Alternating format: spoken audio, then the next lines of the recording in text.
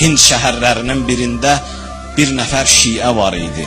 İmkanlı, pullu insan idi. Əhl-i Beytin dostlarından idi. Mah-ı Mühərrəm gəldi, bu şiə var dövlətindən Hüseyn üçün xərcləyərdi. Deyir, illərin birində hakim, həmin şəhərin hakimi Əhl-i Beyt düşməni idi.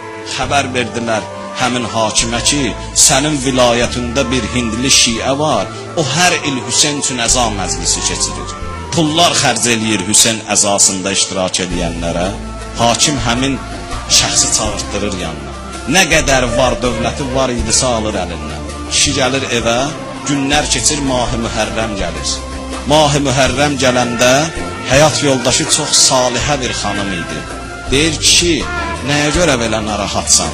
Deyir, nəyə görə narahat olmayım? Hər il Hüseynə mən məclis keçirirdim. Amma bu dəfə mənim var dövlətimi aldılar əlimdən. Hüseynə məclis keçirtməyə indi əlimdə bir şeyim yoxdur. Xanım deyir ki, narahat olma, bizim aman zaman bir oğlumuz var.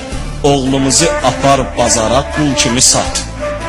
Apar bazara qul kimi sat oğlumuzu.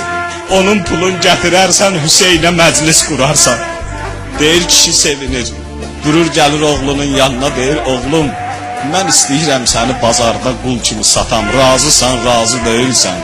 Deyir, atacan, niyə məni satırsan qul kimi? Deyir, Hüseynə məclis verməyə əldə pulum yoxdur. İstəyirəm sənin pulundan Hüseynə məclis verəm. Oğul deyir, atacan, saat, canım Hüseynə qurban.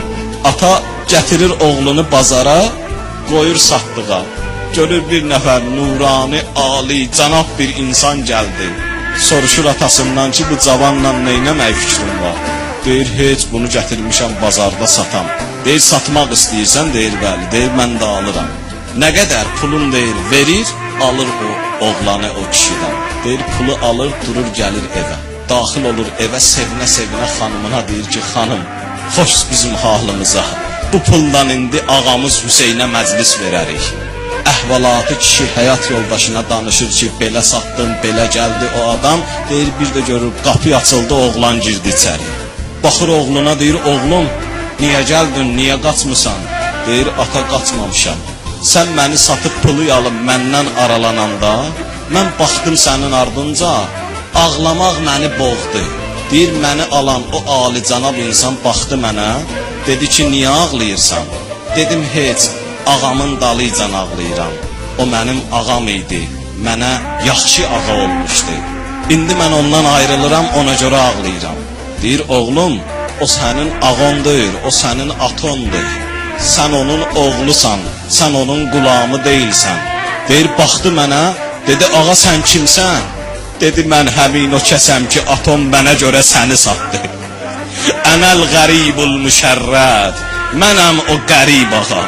Ənəlləzi qətəluni ətşana, mənəm həmin susuz can verən ağa. Deyir, oğul, narahat olma, mən səni azad eləyəcəm, gedərsən. Gedərsən atova deyərsən ki, məni azad elədi alan kəs.